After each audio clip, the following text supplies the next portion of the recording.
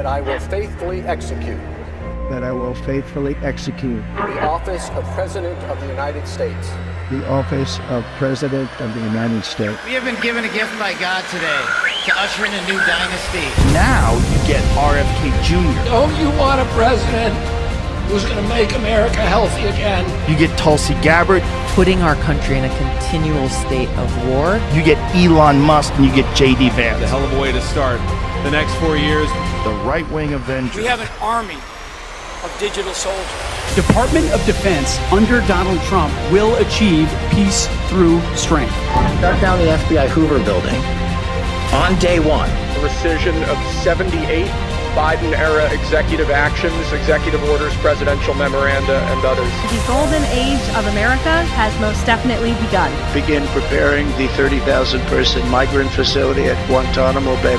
Mayor, get the dirt bags off these trees. There's one guy who can fix this shit, and it's Donald Trump. What's storm, Mr. President? You'll find out.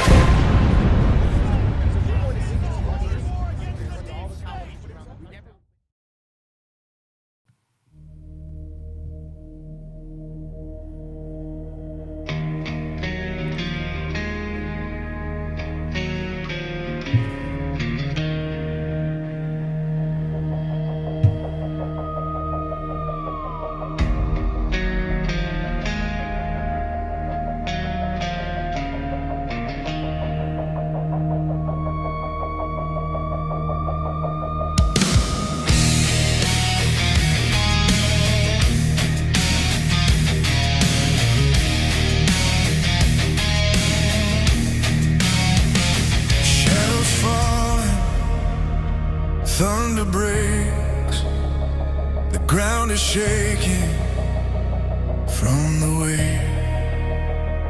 Voices crying in the night, but freedom burns a steady light. We hold the line, we won't let go. Through every trial, the truth will show. This is your daily dose. Open your eyes, see through the smoke, see through the lights. Rise from the silence, hear freedom's call. One voice, one people, united we stand tall.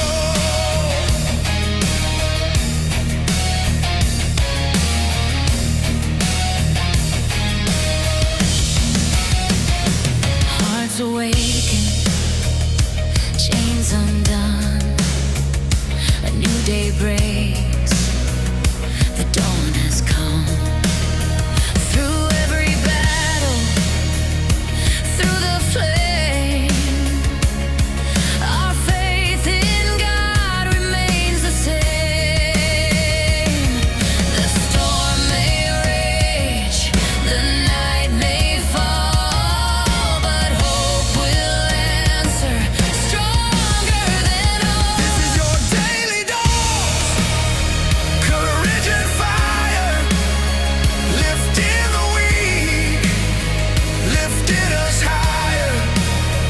Not by the sword, but the truth we recall. Where we go,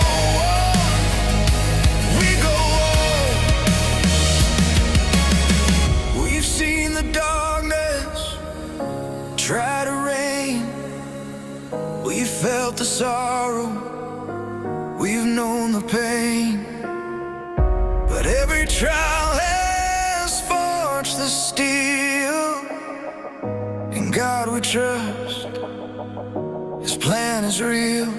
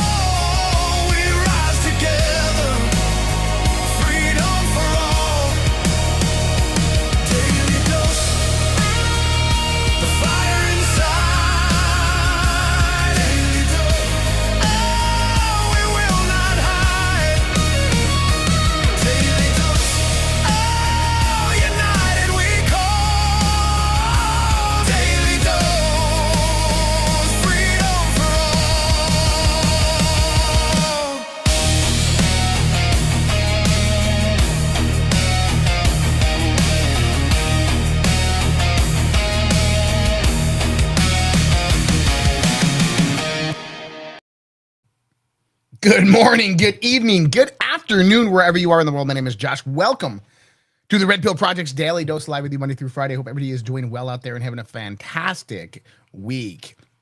Tonight is the OG show night. So the Overwatch and the Guardian show tonight with myself and Alpha. It's going to be actually a part 2 as well. This is a part 2 of Tuesday's show, where we talked about the global economic reset and everything that is coming about and all the different things that are happening.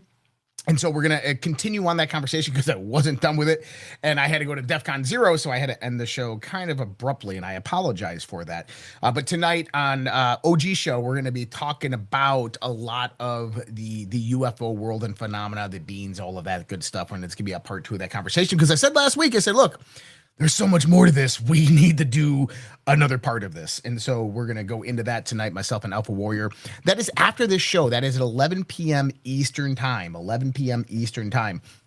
And that song that you heard right there, that was Guardians of Truth, and that was the Daily Dose, written specifically for this show, and written by myself. But yeah, so what we do is we do a lot of our own music here at the Red Pill Project. I've been playing guitar for 35 years, something like that. I've recorded tons of different songs. Not a very good singer though, but I have massive amounts of songs and lyrics, and I've always wanted to do an album and put it all together. And so I did that with a lot of my patriotic songs and kind of my spiritual, kind of revolutionary songs with the Guardians of Truth's first album, Dark to Light, which you can find on redpills.tv if you want to go out there and find that music. We have a new one, Guardians of the Static, coming out. It's Guardians of Truth, but it's the album is the Guardians of the Static. And that's going to have a little bit more personal songs on it. The reason it hasn't come out yet is because I got a few more songs that I wanted to put in there. I wrote this guitar piece over the course of the last few months, and I just really like it. And so I've been writing lyrics to it, more nostalgic. This is more of a nostalgic album, but this will be coming out here relatively soon. There's some patriotic songs on there as well, but I hope that people do enjoy it. We played a few of the ones, the Guardians of the Static song and Midnight Riders and so forth on the show. But I write all those songs. I go into, I have an advanced studio that I utilize, and I put all the drums in, I put it all together. So it's pretty cool. I hope you guys do enjoy it. And I know people are like, well, dude, the music, it's just so long. It takes us so long to get into the show. Yes, but here's the thing. You might be here early or on time, but other people are still getting notifications, and we want them to be able to jump in, to listen to what's happening, to see what's going on in the world, the 40,000-foot view.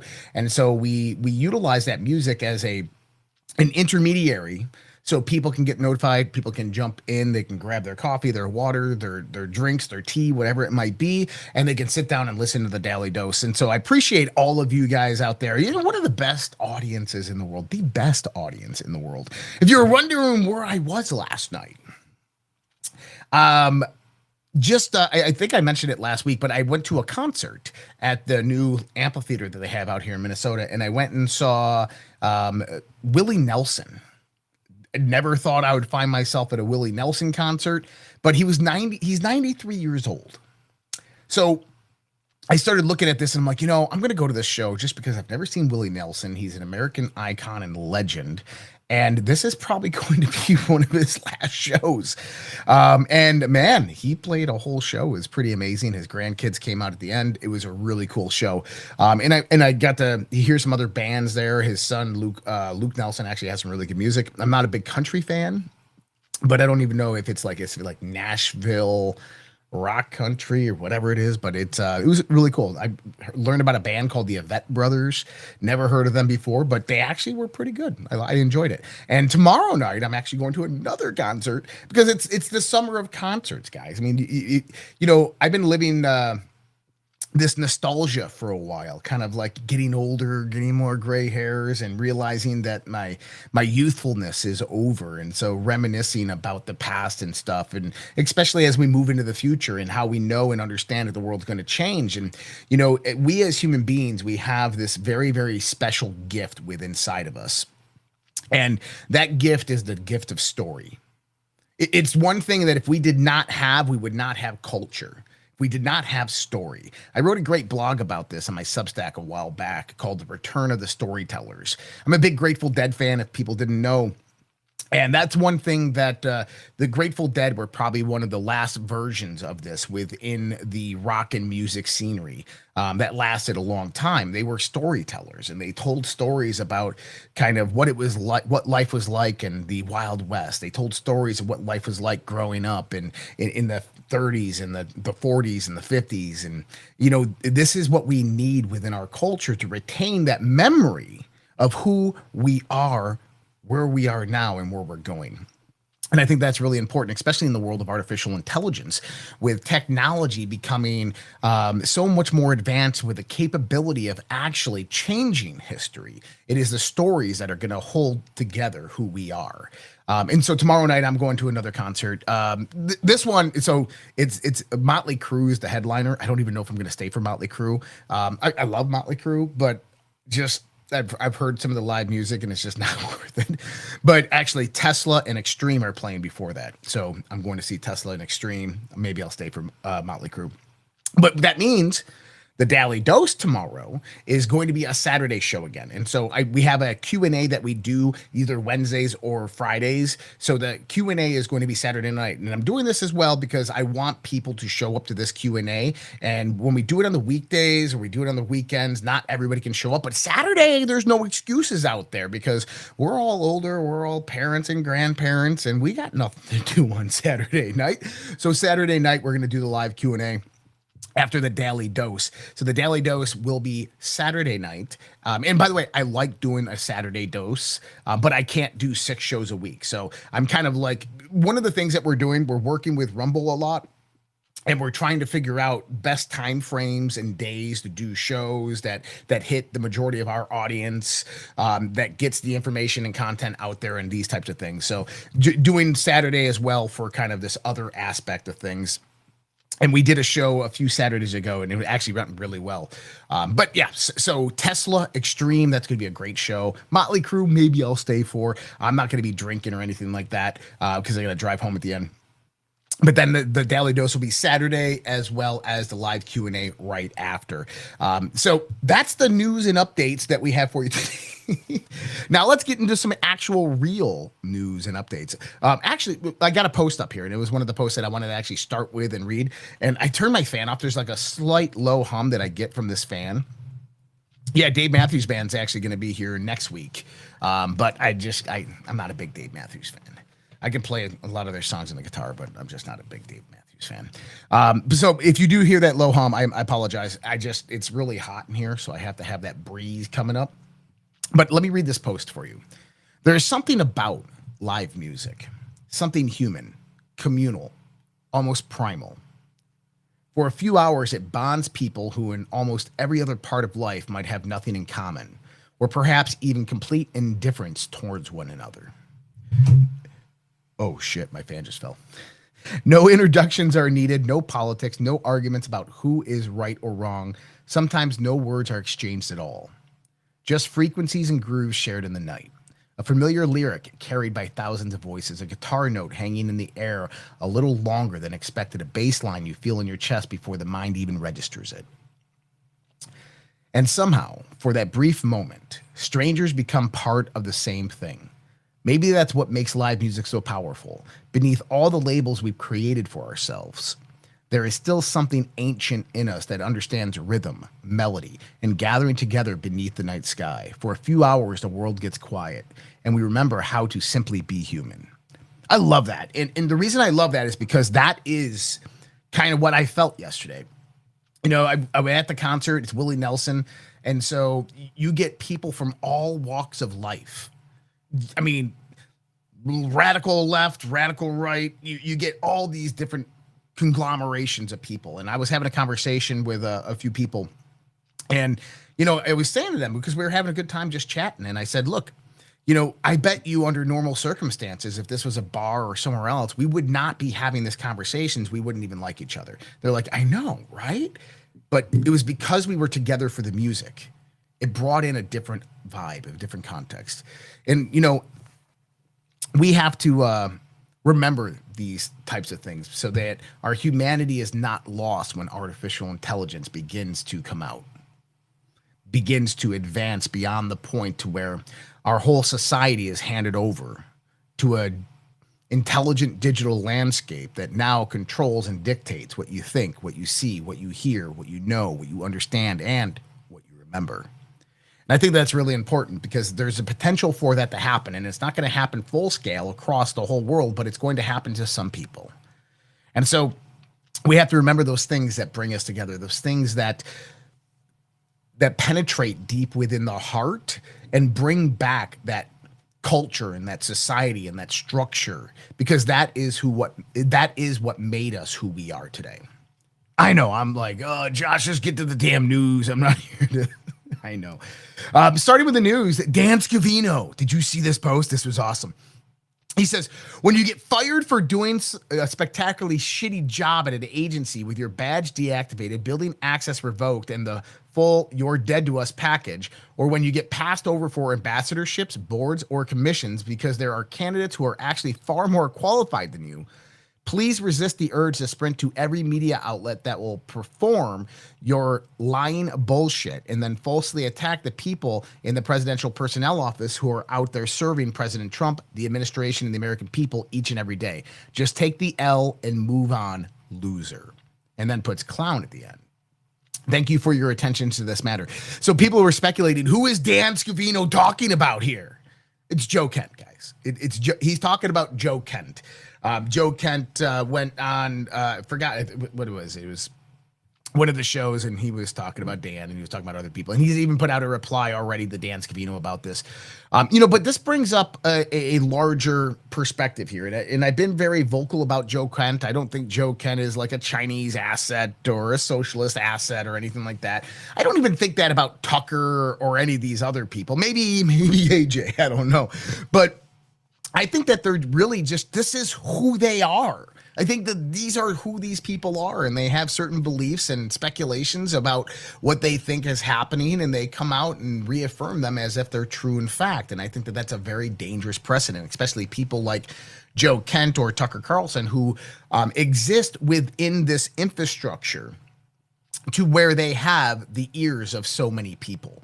And so if you don't know what Joe Kent did, Joe Kent came out and claimed that President Trump was influenced directly by Benjamin Netanyahu to bomb Iran and get directly involved back into the Iran war that is still going on today, and that it was nothing more than an Israel plot to basically occupy Iran for the next 10 years and steal their oil and everything like that. There's parts of this that are true. There's parts of this that are wrong. Here's the problem with what Joe Kent said. Joe Kent came out and did this on the mainstream media. He came out and did it on social media.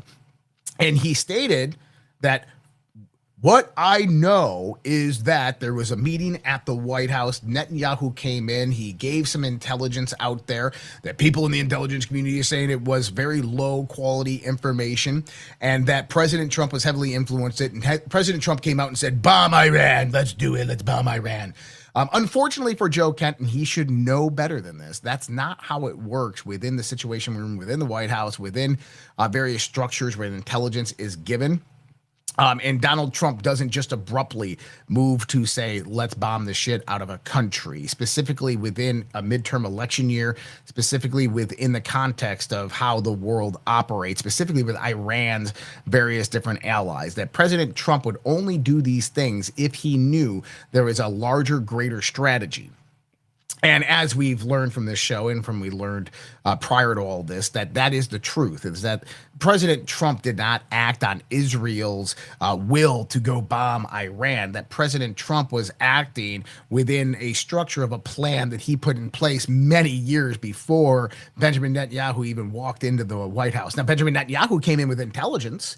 He did. He came out with a meeting that was going to happen of high-ranking IRGC officials, various different people within the clergy, the Ayatollah, so forth, with a decapitation level event that could happen, which would give the United States the upper hand. Now, this intelligence turned out to be highly accurate and true, and that's because Israel had people on the inside within the IRGC, and so maybe even they helped it happen. But that intelligence was correct. But here's the thing, is that President Trump didn't just come in and say, Hegseth, drop the bombs. No, that went through hundreds, if not thousands of people's hands in the context of decision-making processes. You have the National Security Council, you have the Pentagon, you have generals and admirals, you have various intelligence agency heads, CIA, so forth, that are looking into this intelligence. They're looking at various different planning missions that have been going on over the course of the last 10 years before that actually happened. So we have to take in the context that, you know, what Joe Kent actually did was damage and attack towards the Trump administration, whether he believed he was acting in good faith or not. I don't think he was. I think that he was just acting upon speculation of things that he believed to be true, but necessarily weren't. Maybe it's part of a greater psyop. That is always possible, to where he's working as a disclosure agent, trying to bring attention directly to Israel and what's going on with Israel's influence into the United States, because there is a problem with the amount of influence that the country of Israel has within Congress, within Senate, within our bureaucracy. But here's the thing. It's not just Israel. And this is the one thing that not the pro-Israel, but the anti-Israel crowd, it's Israel, it's always Israel. This is one thing that they always fail to forget, is that one of the largest nation states that funds our government, our politicians, the lobby, through various different institutions and organizations, Republicans and Democrats alike, is Qatar. It's Qatar. It's Saudi Arabia. It's China. China.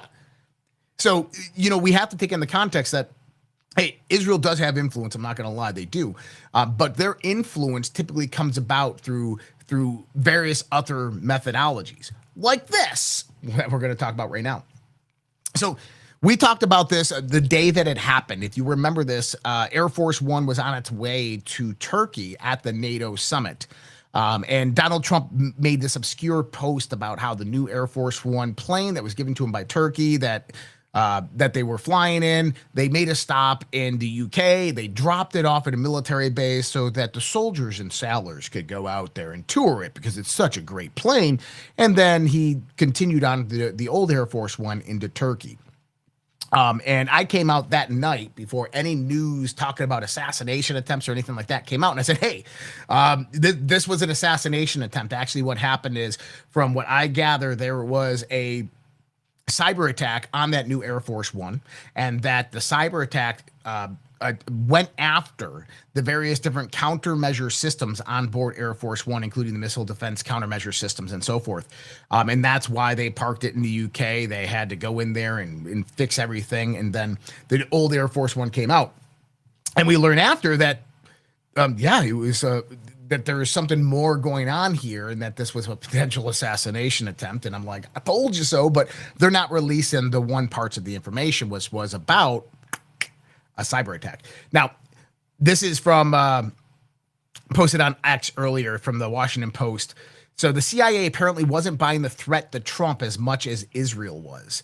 Israel reportedly warned the U.S. that Iran might try to kill Trump as he left Turkey, but the CIA looked at the intel and had low confidence in it. Right, because it was actually low confidence. And so a few days before Trump went to the NATO summit in Turkey, Netanyahu again came into the White House, and he told Trump that Iran is going to plan to assassinate you. This is what Netanyahu told Trump. And he gave him some intelligence on it.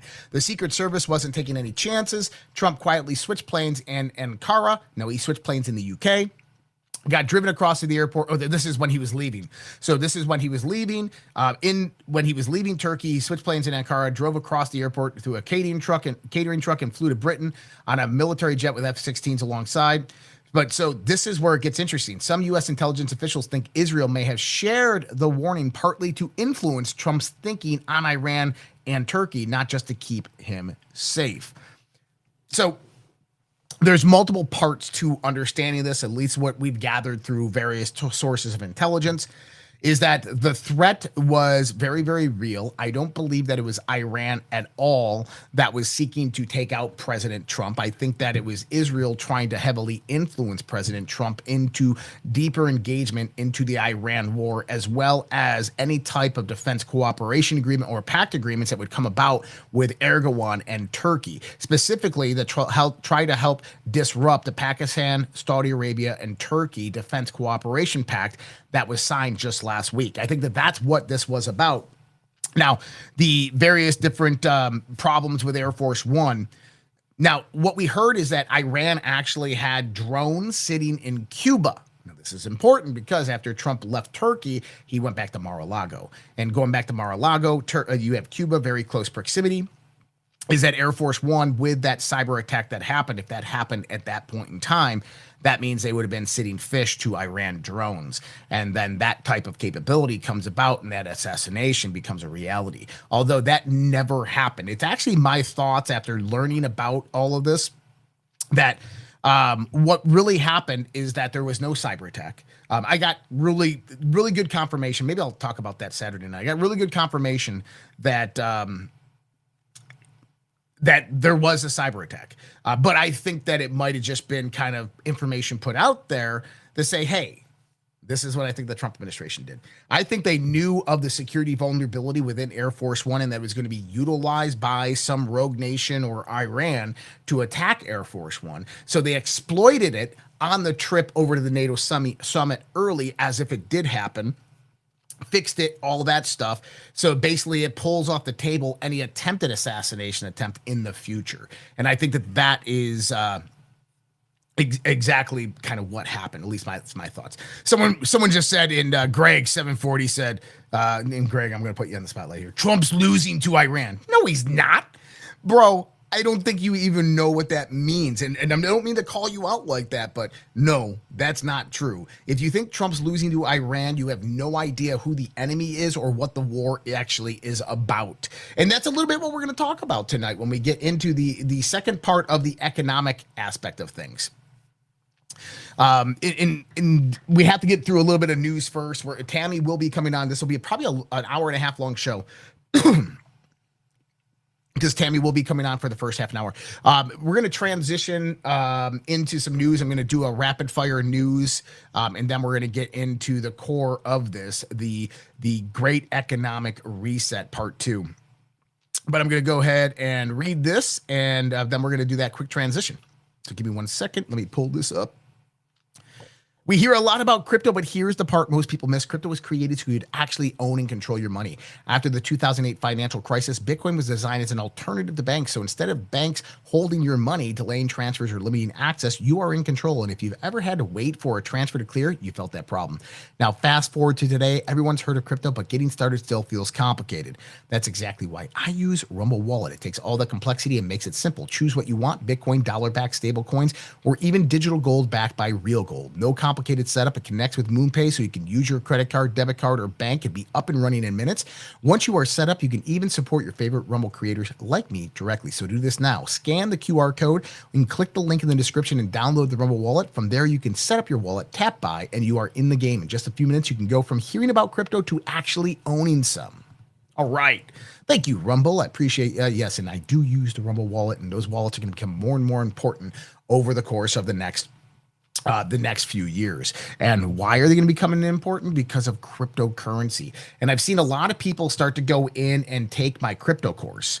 And if you're wondering about this, if you're new to cryptocurrency, don't understand cryptocurrency, want to get started in cryptocurrency, I recommend that you do this before you schedule a one-on-one consult with me in the crypto world. And so I do have private consultations that I do. This is on redpills.tv. I do have private consultations that I do on cryptocurrency.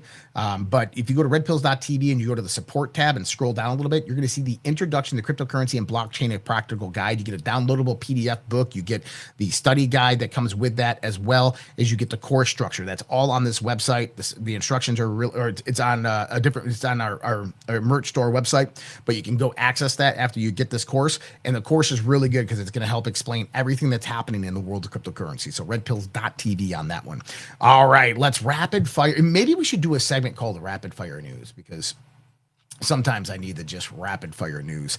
Polymarket is primarily James Talarecko is now favored to flip Texas U.S. Senate seat to blue for the first time since 1988. There's a 52% chance. Let me talk about this nonsense for a second.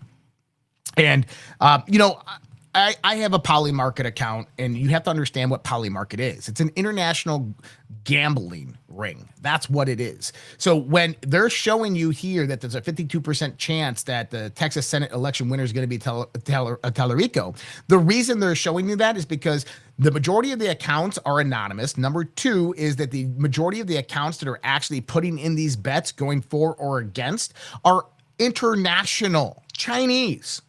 They're not, this isn't American voters that are being polled. This isn't people in Texas who are being polled. This is people on the international community that are placing bets of whether this candidate is going to win or not.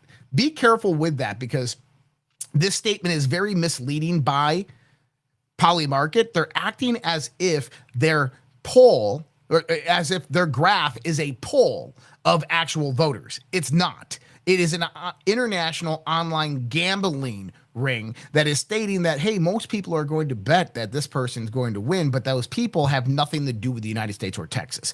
Keep that in mind. I think that's really important, because that does play a role into a lot of the things that happen, into influencing people's ideas and decision making when it comes to elections. And to the point that that could even be considered election influence, prosecutable by the Department of Justice for what Polymarket is doing, because they're coming out there stating that it's an actual poll when it's international freaking brokers putting money out there, betting on what candidates they think are going to be in position. And if you think about how Chinese money begins to move that market, now China can influence directly through Polymarket. Keep that in mind. It's going to make a lot more sense when we start to get more to the show here. The Justice Department today released new images of Jessica Bowie, the woman arrested for plotting to blow up the New York State Capitol and the White House. Bowie converted to Islam after pledging allegiance to ISIS, changed her name to Aisha Saif. She wrote on social media, "Praise be to Allah for September 11th." Okay, so I put this statement out there, and I'm going to stand behind this because I think we're going to learn more information about this. ISIS has become a radical Islam boogeyman that is labeled to anyone that is set up by the FBI. And I'm betting you right now that Jessica there was probably set up by the FBI, because every time that they mention ISIS in the United States, that's typically what it is. The FBI is setting these people up, putting them up to it, having them go to Home Depot, buy all the parts, and then they arrest them. It's been going on for decades of how the FBI actually does that. Now, is there a threat to this country? Absolutely there is. With 23 million illegal immigrants that came over our southern border, that threat is more pertinent today than it has ever been before. Those threats come about through Hamas and Hezbollah, and through ISIS and ISIL and Al-Qaeda and Taliban and South American gangs and cartels and Mexican gangs and cartels that have infiltrated our border through the Joe Biden administration.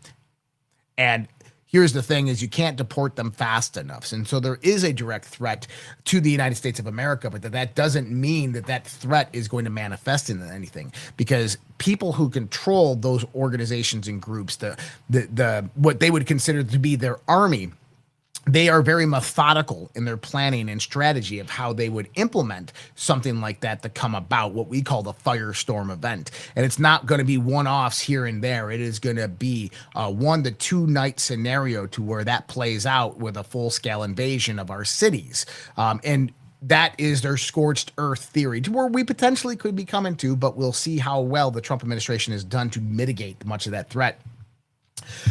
So we're going to go in here. And here's the other part. This is a patriot out in Michigan, and I don't know his name, and I don't know the people who posted this, but I want to play this because this is what we call the Crusader's speech. And if you noticed, Guardians of Truth has a Crusader's theme to it. There's a reason for that, but I want you to listen to what this gentleman says. You guys want to talk about how you're being honest and you're speaking from the heart. Not one of you people that come here and speak without a freaking script in your hands, word for word reading it. You got a mayor that tells an American citizen that he cannot be welcome in Dearborn, Michigan if he doesn't want a damn terrorist on the name of a street.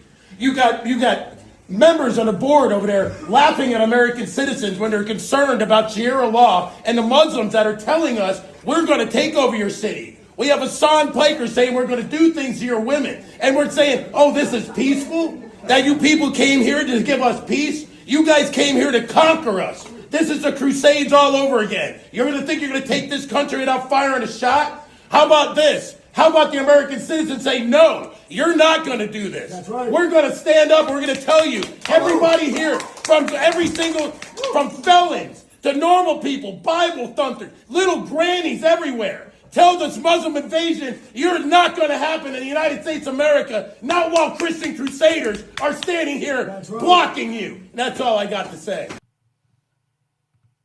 Wow. This is where we're at. Texas, Minnesota, Michigan, Wisconsin. It's everywhere and it's growing.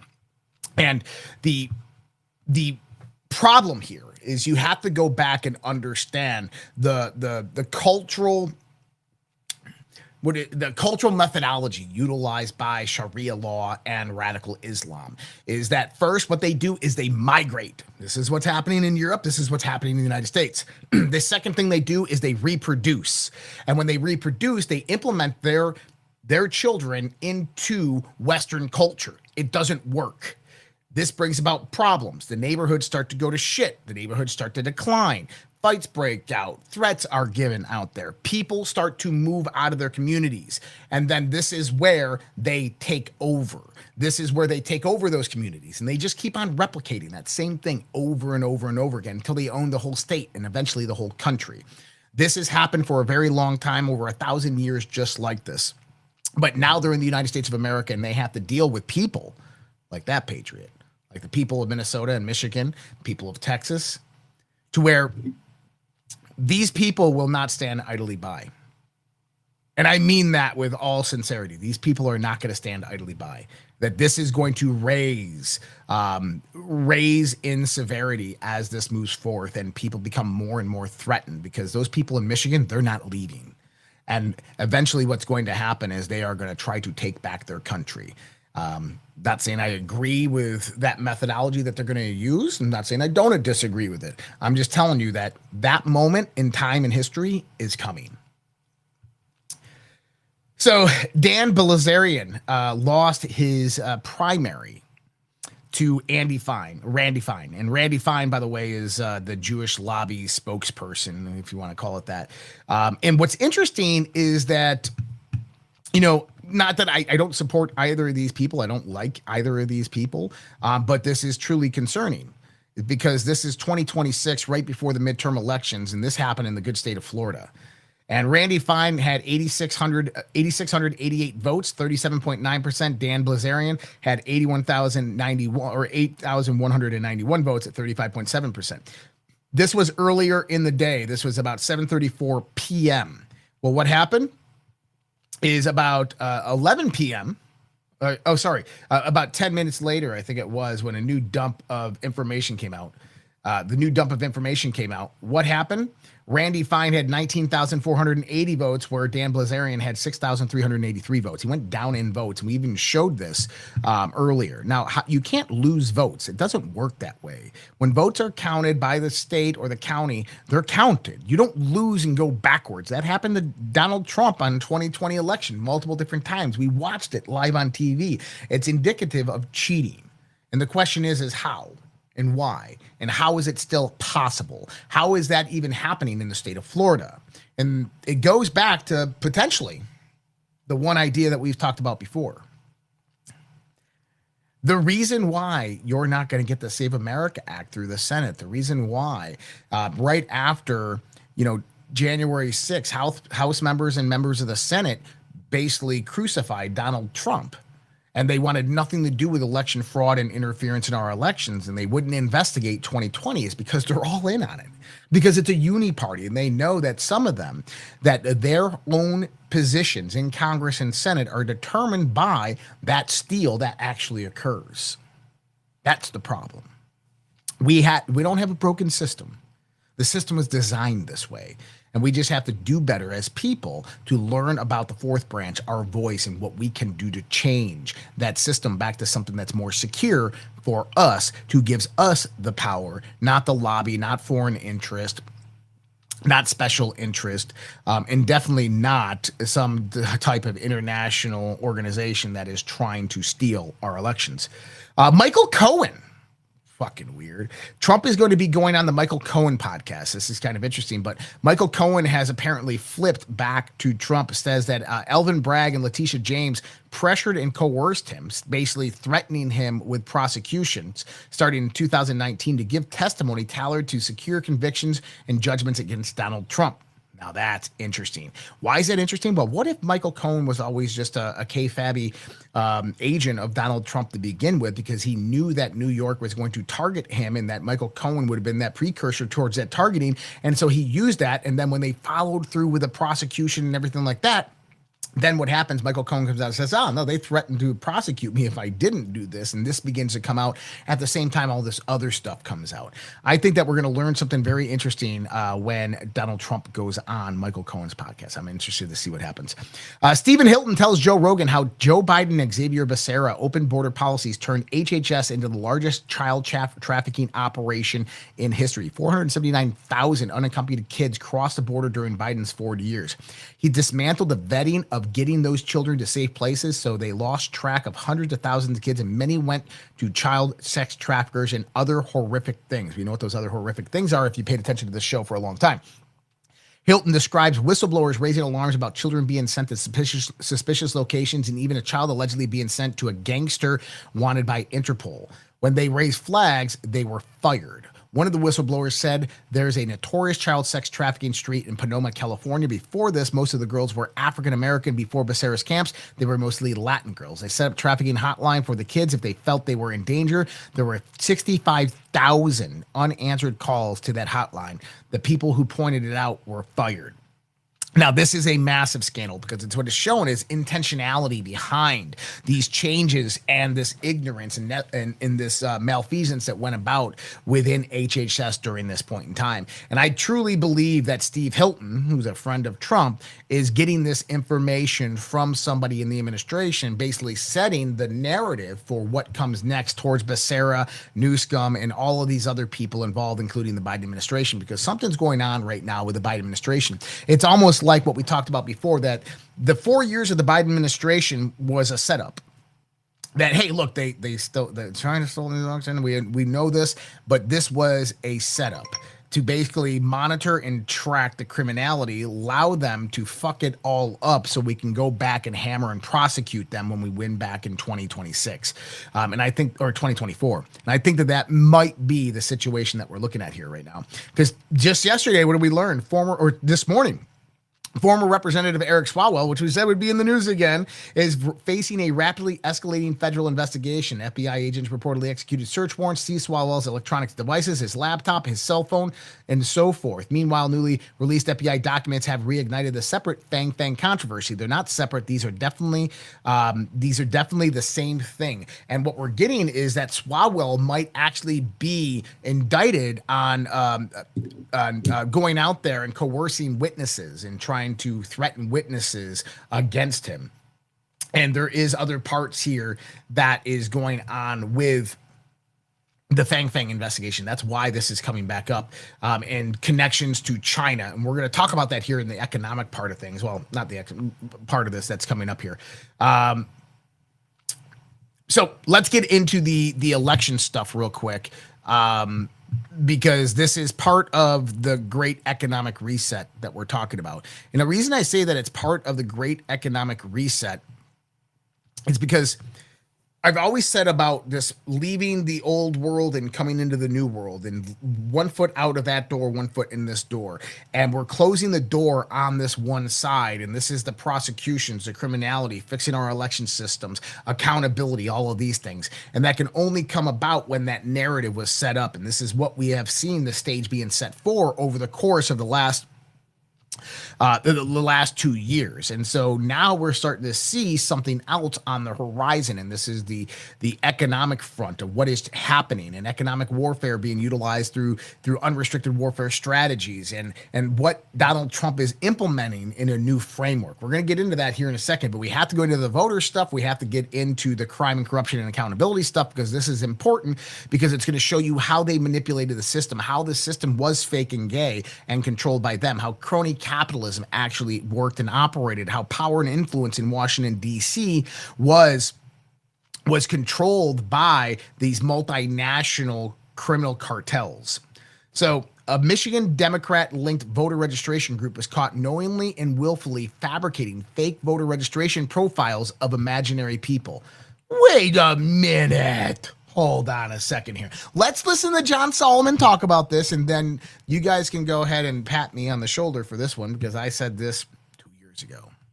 The third thing that was suppressed from the American public was the discovery of a voter mill in Michigan, a domestic run by a Democrat-funded group that was knowingly and willfully, according to its own workers, creating fake voter registration profiles that people then could request ballots. People would talk about, like, if I couldn't find a real voter, I just made it up. I signed it myself. I made up names. I used my friends. The FBI had dead red evidence of a clear criminal effort to. Okay. Thanks, John Solomon. Because what does this new information that is coming out and being declassified show you and prove? Well, one of the things that I've talked about for a long time, if you remember when I said COPO, citizens on paper only, that one of the things that Doge uncovered when Elon Musk was in there was employees on paper only. Fake agencies created by congressional committees funded with millions of dollars, 30 people working there. The Doge committee goes down there and there's nobody there. Nobody's working. This is why Elon sent out that email to all government employees and asked them what they were doing, because they're trying to determine how many fake employees the government actually had that were collecting paychecks and benefits that didn't actually exist. Well, I said the same thing. I said, well, guess what? We have something known as citizens on paper or only. And what do we mean by this?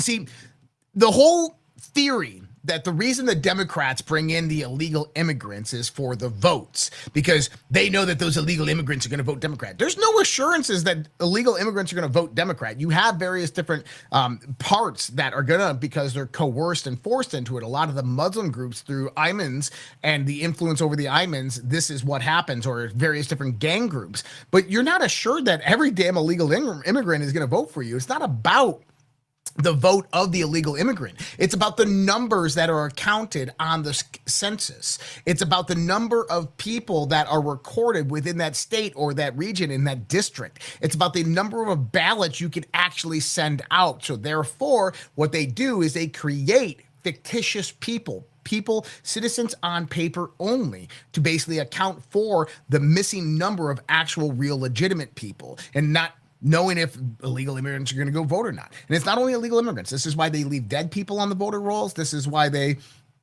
go out there and create fake driver's licenses.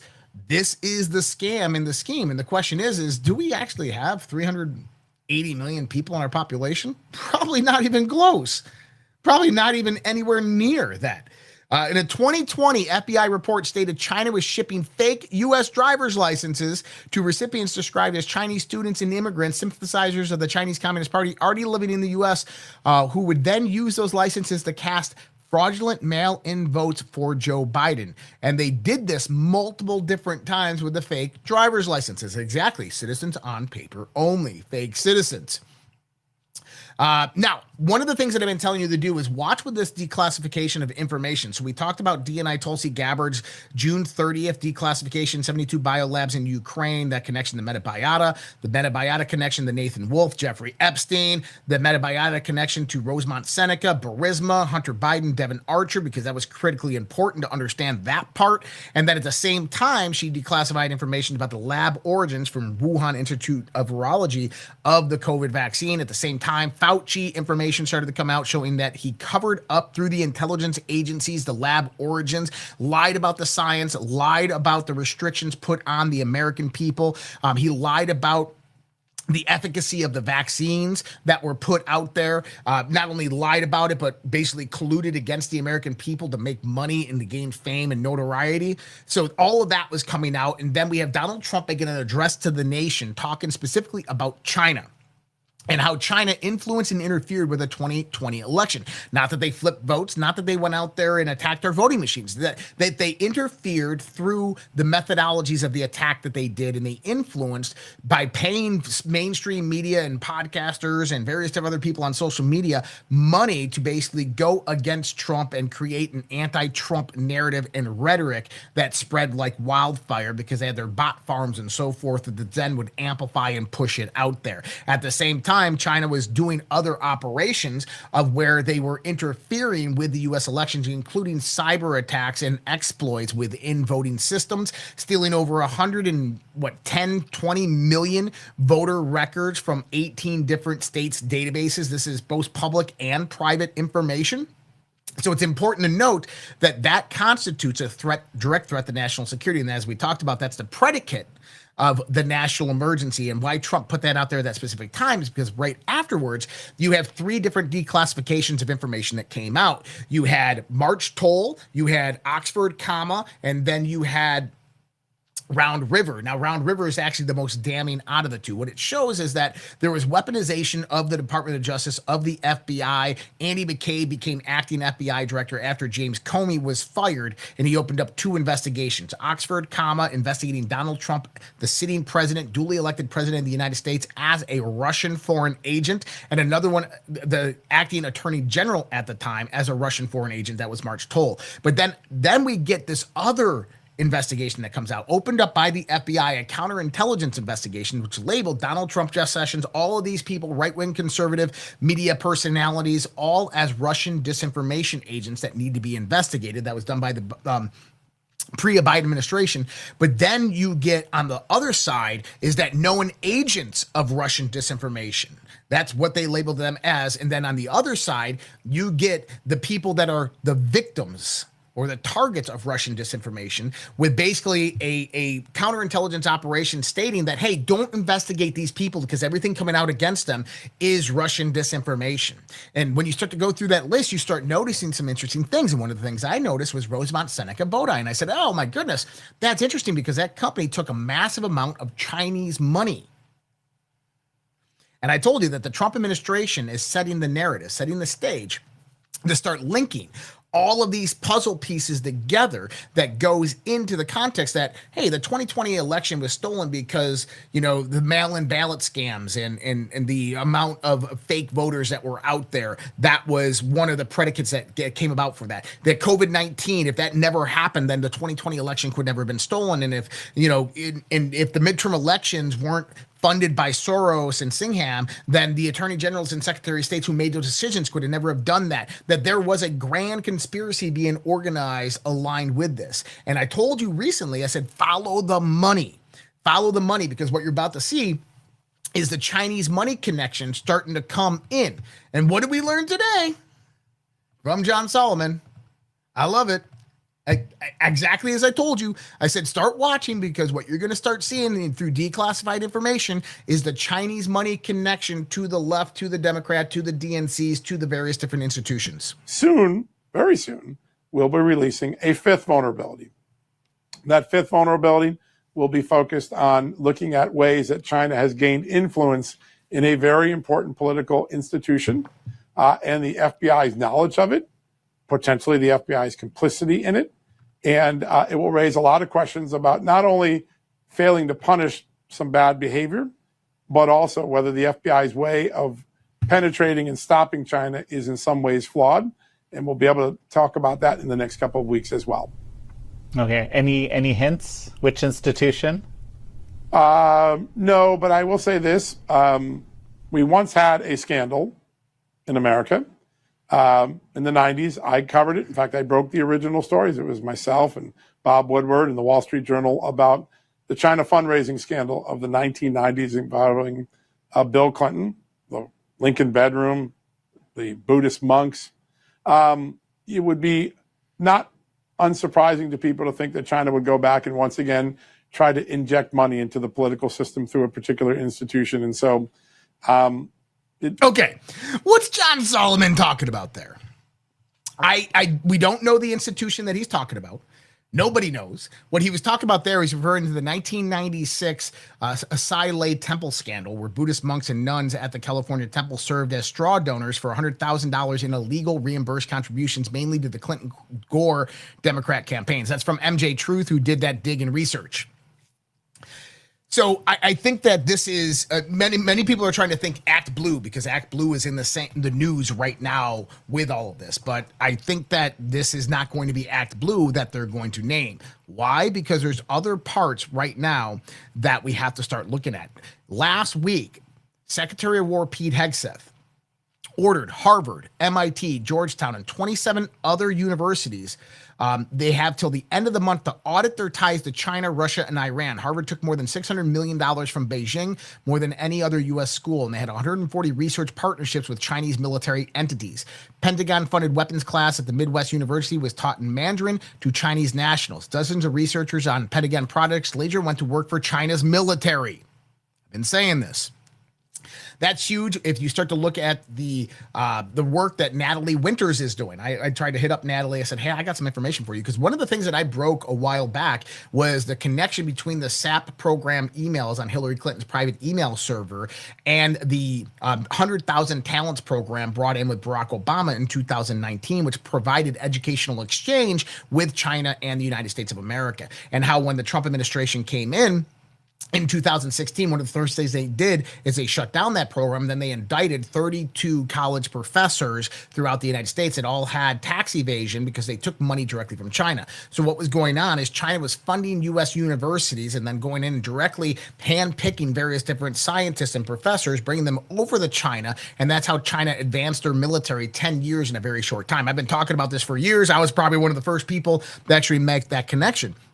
Now, what's interesting about that connection is that how did China know which university professors to go out there and target specifically? Well, that was the context of Hillary Clinton's emails that gave them that. And so when we start to see Hegseth doing this right now, this is kind of what they're oriented to. Now, what do I think they're going to talk about? What John Solomon was talking about there? The Penn Biden Center for Diplomacy and Global Engagement. If you remember what happened a few years ago, discovered classified information was found, Obama-era documents in a locked office closet at the Penn Biden Center on November 2nd, 2022, 6 days before the midterm elections. The discovery was immediately reported to the National Archives. Public wasn't informed until 2023. Then you have various different Chinese donations that came into the University of Pennsylvania, including the Biden Penn Center. That's where I think that this is going. I think that you're going to see declassified information going to come out about this vulnerability of China basically giving massive amounts of money to the Biden Penn Center, because this is going to be strictly in the context of what we've been talking about. We're talking about how the DNC, the Democrats, the Biden administration, post-Obama era were heavily funded and influenced by China and other international organizations through institutions, through universities, through private organizations, through Act Blue. And we know about the Act Blue straw man of how they were operating. They used private companies to take in foreign donations. They would spoof the credit card information of donors who maybe gave $5 or $10, and they would max out those donations to various different candidates within that district. Today, Act Blue co-founder Matt DeBergalis pleaded the fifth and closed-door deposition when questioned on whether or not they allowed foreign donations to be funneled to the Democrat campaign. So this is 2 points that you're going to see. The Biden Penn Center, universities. This is why Natalie Winters coming out with all of this information. U.S. professors that have DARPA, DOD contracts going to China and selling out to China. This is huge. So you're going to see all of these connections of the money aspect of things. Why does that matter? Because now tie in all that levels of intelligence.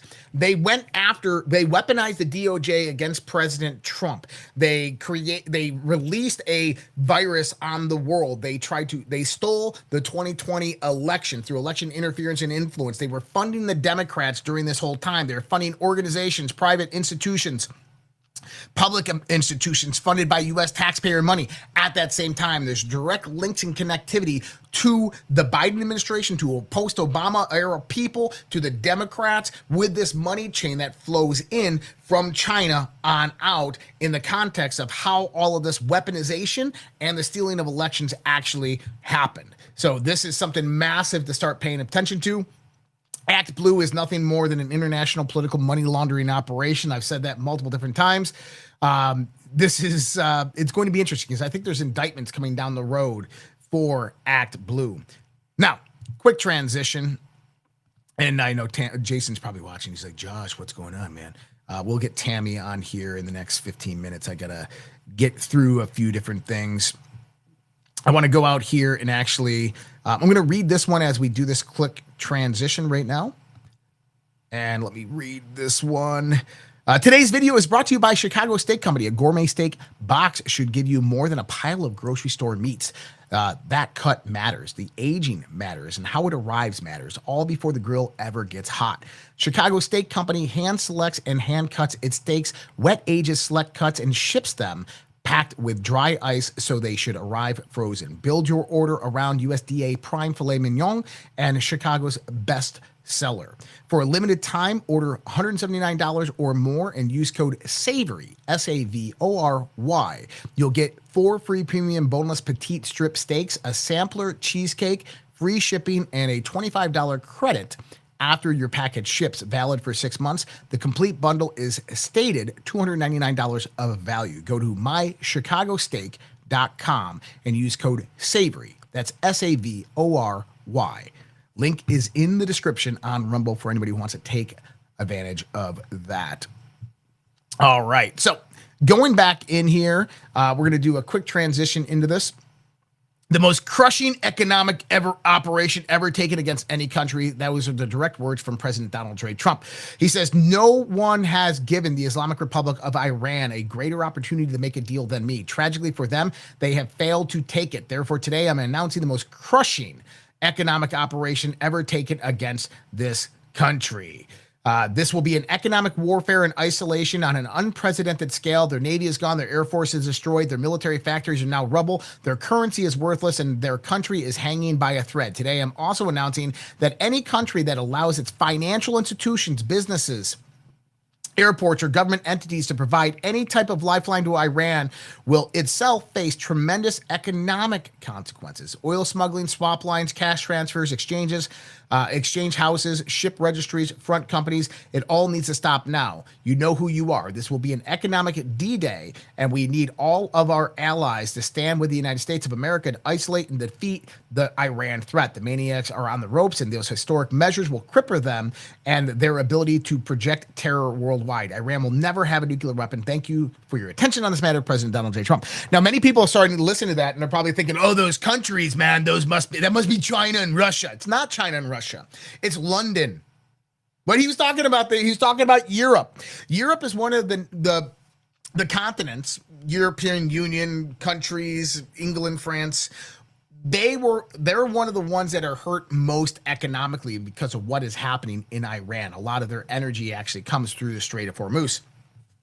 And so when he's talking about those other countries, you know who they are. And he talks about financial institutions, businesses, airports, government entities that provide any type of lifeline to Iran itself will face tremendous economic consequences. He talks about oil smuggling, swap lines, cash transfers, exchange houses, ship registries, and front companies. That is London, who he's talking to.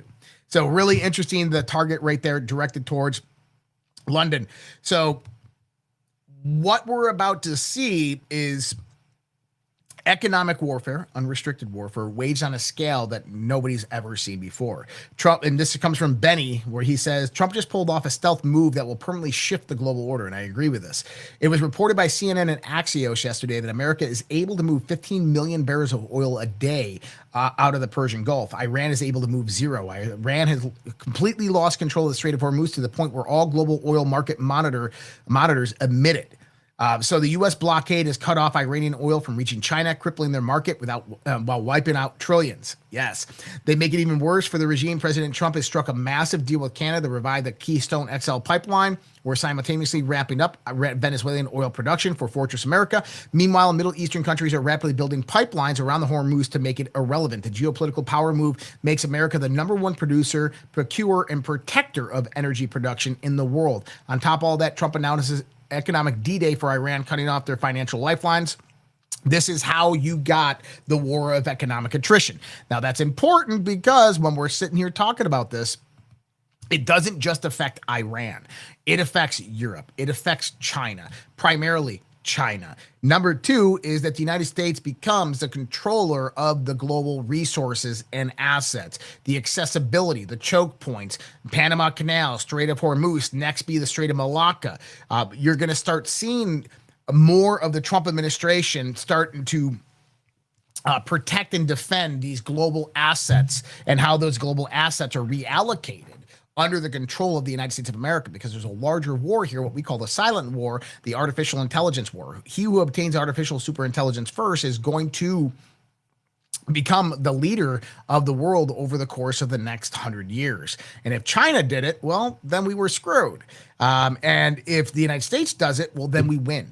And here's the key, is that China was very, very close to defeating us without ever firing a single shot through the technological race that is happening right now. But what Donald Trump did, it is he utilized their doctrine of unrestricted warfare to go out there and wage an economic war that people never saw coming through the national security strategy, the national defense strategy, talking about Northern Canada, Greenland, talk about the Arctic, Panama Canal, what happened in Venezuela, taking the three-legged energy triangle away from China, Iran, Venezuela, Russia, controlling the Straits of Hormuz. All of this is a direct shot at China, who China at the same time is running a proxy war in Ukraine by funding and financing Russia against NATO, where NATO wants full-scale war because they know that that destabilization with Russia would basically bring all nations into a global war front. And now they have the control and manipulation of the global stage to basically usher in their new world order, which is not going to happen at this stage because of the dismantling that Trump has done of much of their infrastructure economically and politically in the world. So right now, Europe is in a very, very bad position and a very bad stance due to the rampant migration into their country and the failing economic policies because of the changes that Donald Trump has brought about within the global economy. China is even in a worse position. If you remember BRICS, you don't hear about it too much anymore. China had built out the Belt and Roads Initiative throughout the world, taking over various different ports of entry, controlling much of the supply chain and supply line and the accessibility and choke points in the world of the global supply chain. Donald Trump has reversed that within less than 2 freaking years. Someone earlier said that Iran is beating Trump. No, they're not even close. And when you start to look at Iran as the primary focus of the Iran war, you've already lost the conversation and debate, because the war is not about Iran. It's not about Israel. It is about China. It is about the London banking infrastructure. It is about the control of the global economy, how the London banks, how the London institutions, financial institutions have utilized the Iranian terror premium. You got to remember, after the Shah was overthrown, you had Khamenei that came into Iran, who was shipped out from France. Then you had Khomeini, who was living in England at the time, that goes in there. Khomeini, before his death, was worth $48 billion that was held in banks in the Isle of Man off the coast of England. Why is that? Because he was financed by MI6. We have the Iran terror premium. Anytime that the Ayatollah came out and threatened the Strait of Hormuz, you would have oil premiums increase. Why? Because the insurance premiums to move through the Strait of Hormuz, 85% of them were controlled by Lloyd's of London, a 300-year-old company directly in the London financial district. And what happens is, before they increased or raised those rates, derivatives traders or various different market traders in London would buy up all the oil futures for the next few days. And then when the insurance premiums went out there and the oil rates increased, they would then sell them off for profitability. And over 47 years, that's equivalent to $33 trillion in profitability. So that's one mechanism of just one choke point in the world that was $33 trillion worth of profitability. This was what London was doing, what England was doing, the old guard situation, and they controlled many others within the world. So keep that in mind, because the target was never Iran. It was the people and the organizations and countries that were basically controlling Iran, controlling the regime, and controlling the various different choke points in that region. And you can go look at Benjamin Netanyahu and how pissed off he is when he says that Israel's objectives in Iran are different than President Trump's objectives in Iran. And President Trump has overwhelmingly rug pulled Netanyahu multiple different times over the course of the last 6 months in this war. So you can't sit there and say that, oh, this is all Israel's war and Trump's going to get it. Just stop with that. I mean, I'll debate anybody on that topic because I think it's absolute nonsense. So we're coming into this idea that, okay, well, what happens? We got $40 trillion worth of debt, right? Over $1 trillion freaking monthly global payments and all this happening on our debt. What are we going to do? Well, there's a new solution coming. We just had the crypto meeting at the White House. Bitcoin prices began to skyrocket and move up. Trump came out and said that he reveals the U.S. is considering purchasing sizable amounts of Bitcoin and other cryptocurrencies. Look, crypto momentum is good. The rise in price of cryptocurrency is good. It's healthy. It reaffirms the importance and inevitably of the transition towards a new financial system being built around digital assets. This is important to understand, though, but the momentum should not be confused with maturity. The harsh reality is that crypto still lacks the broad retail foundation, transactional utility, and deeply integrated economic infrastructure needed to substantiate sustained price appreciation across markets. Prices can run ahead of adoption. Speculation can create temporary booms, but eventually valuation has to meet utility. Now, that's a lot of crypto jargon. If you don't know what I'm talking about, it's something I've talked about for years, is that, yeah, we're having a micro boom right now in cryptocurrency, but that is not going to be prolonged. There's a lot of things happening right now to where that price is probably going to come back down because it's not time yet. You don't have retail user adoption. You don't have global utility being utilized within blockchain and cryptocurrency technologies. And because of that, you're going to have a problem on how that all plays out. Because if you don't have that global support mechanism, that framework in place of how the usability of these assets, then none of that's ever going to happen. Now you enter in tokenization. A lot of talk over the last few days has been about tokenization. This is where it becomes a reality. With tokenization, you become the controller and the owner of various different assets. It allows for you to invest in all different types of assets that exist within the world that you normally would not have accessibility to. Not only that, is it brings real everyday American average people into the liquidity fold of how these global transactions are actually made. We talked about the New York Stock Exchange, NASDAQ, so forth. They're going to be tokenized all of the shareholdings of various different companies. Well, why is that interesting? Because when it's traded 24/7 and this is being traded back and forth, you have to have protocols in place in order for those transactions to occur. Liquidity needs to happen. And the banks and large financial institutions don't hold all of that alone. This is why companies like XPay and Coinbase, they offer you to 4% to hold stable coins on their platforms because they're going to pay you to basically provide the liquidity. And that's going to get even better as time moves on. But there's another part to all of this when we start talking about the global economy. Donald Trump has a plan. Much of it hasn't been announced yet. There's $20 trillion flowing into the United States of America over the course of the next 10 years that's going to build out a technological, innovative infrastructure that is going to revolutionize this planet and this country. It's going to increase our GDP probably tenfold over the course of the next 10 to 20 years. Just today, Amazon announced a multi-billion-dollar robotics manufacturing facility in Austin, Texas, creating massive amounts of jobs.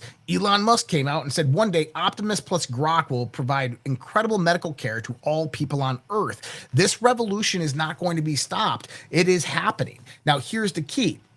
Many of these companies working with President Trump that are taking a lot of this money that is coming through various different investors, the $20 trillion, are giving portions of their company to the United States of America. 10% of Intel, worth over $50 billion, is owned by the people of the United States of America. Well, how do you mitigate that to the people, or how do you distribute that to the people of the United States of America? Well, there's a system that Trump is working with right now, and the way that I see this system working, and what I learn is this system is going to work, is you have the idea of a strategic Bitcoin reserve that Trump has talked about and touted. He's already provided the executive order. We're just waiting on Congress to get off their asses. Congress is waiting for the Clarity Act and the final bill's resolution to come about before the Bitcoin strategic reserve is actually set up. And then before that, what you're going to see is most likely a constitutional amendment change that is going to be requested for a sovereign wealth fund. And this is where it gets really, really important when you start to look at all the different things that President Trump is doing. The sovereign wealth fund is going to be unlike anything that we've ever experienced in the United States of America. The Native Americans have one. Alaska has one. Saudi Arabia, Qatar, UAE with smaller populations, they have one. Lots of countries have it. What you're about to see happen over the course of the next few years with the sovereign wealth fund and its integration is that as more investment capital begins to flow into the United States of America, that investment capital will be returned by these corporations with percent interest within their companies and their profitabilities that will flow into the sovereign wealth fund. At top of that, tariff revenue will flow into the sovereign wealth fund. On top of that, we will have appreciating assets that will be put into the sovereign wealth fund. Gold, silver, Bitcoin, like the strategic Bitcoin or the strategic Bitcoin reserve, will be put into there.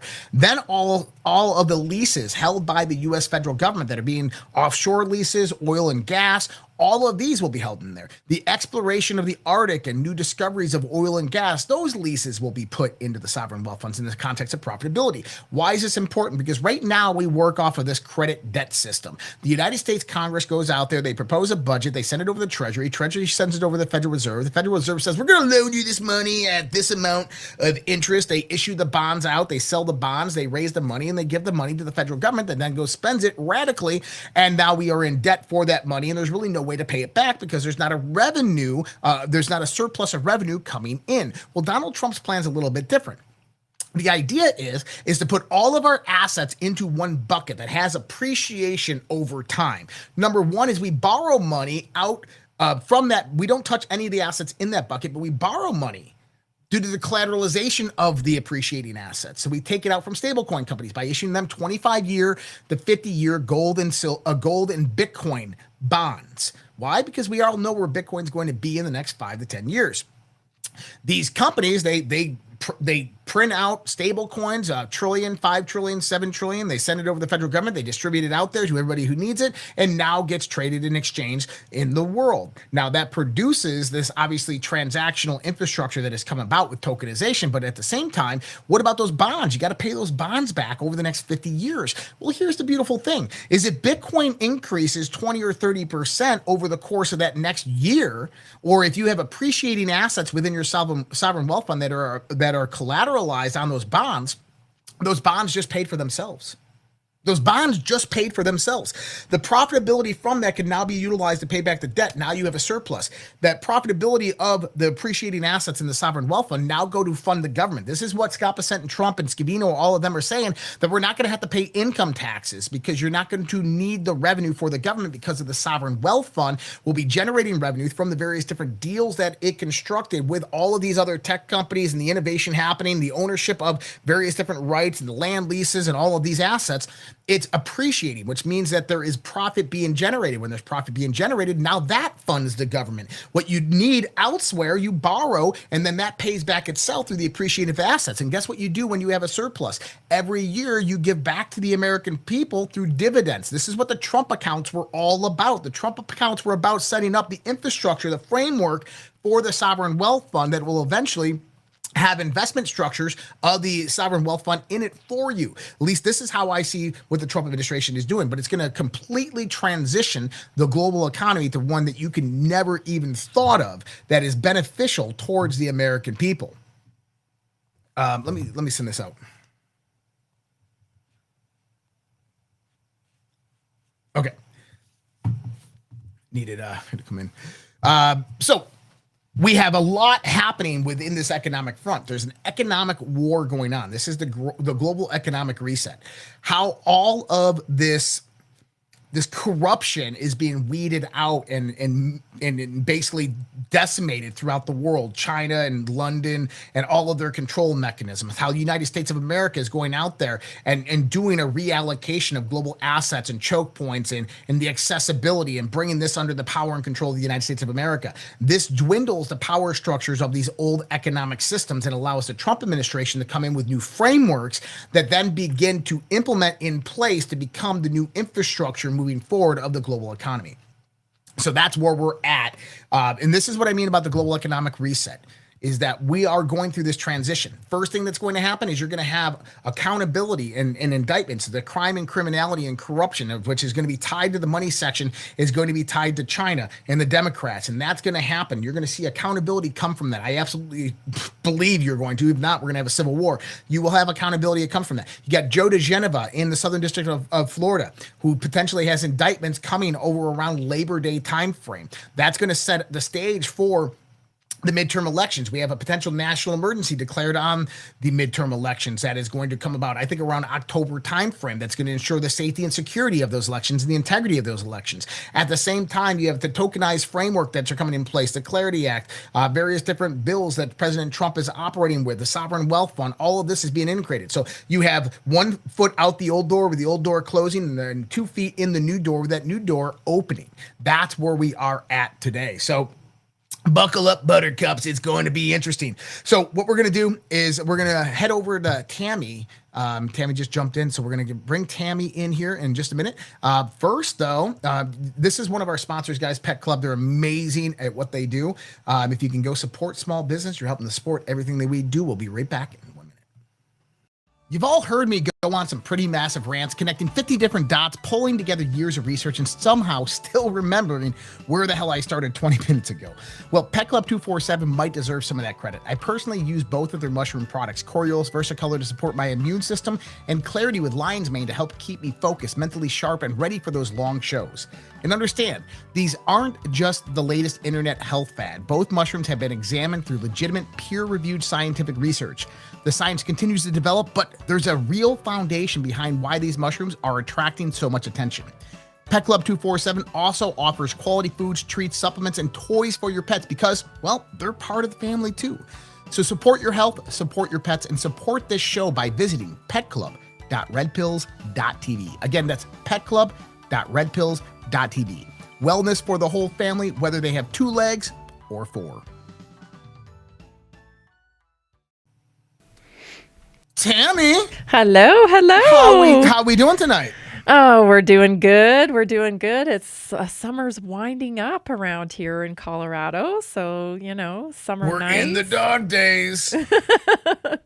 I know. I'm hanging on to every minute, though. I'm such a summer girl. So I have to really watch it because when the weather changes, I'm like, oh, I get so sad. I get sad girl. I enjoy the cooler weather of summer, and it's concert season, so I've been going to a lot of concerts lately. Yeah, we got a concert coming up too. We're going to Ray LaMontagne at Red Rocks at the end of this month. So Red Rocks is such a great venue. Yeah, and I was just there the other weekend for yoga. So made it up there a couple of times this season. Yoga on the rocks, right? That's right. Yoga on the yacht. I've done it on there. the rocks. Yeah, it's fun. Yeah. It's beautiful. I mean, you cannot go wrong when you're at Red Rocks. No, it's so gorgeous out there, and in the amphitheater when you're listening to music or anything out there, it's fantastic. I've seen a few shows there. I'm going to see Motley Crue. I don't really care. I don't really care. I don't really care for Motley Crue. I probably won't even stay for it. But Tesla and Extreme are playing.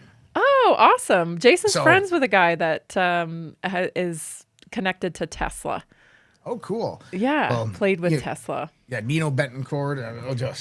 I gotta go. So, so that's tomorrow. I'm gonna be heading out over there to that concert. It's gonna be a fun time. Sweet. But what else is new? What's new in your neck of the woods? Oh, well, we've just been covering a lot of stuff about health recently. We've been talking about biotech stuff. We've just been kind of diving into the changes that are going to happen here coming up for health, especially biotech, right? There's so many different things happening that people aren't even aware of. We've got We've got new developments, of course, with eyesight through David Sinclair's, his stuff that he has found. We've got Elon Musk, of course, with the Neuralink and also, helping people to see. CRISPR is coming along even faster than ever. I mean, it's just crazy the stuff that they are looking to do with CRISPR. So many things. They now have technology where they no longer need phlebotomists. So we have about 350,000 phlebotomists in the country. I think it was 350. Anyway, those are jobs. And we now have a kiosk that you stick your arm in and it takes your blood for you. So, rapid changes. And I suspect that the kiosk itself will actually process your blood as well soon.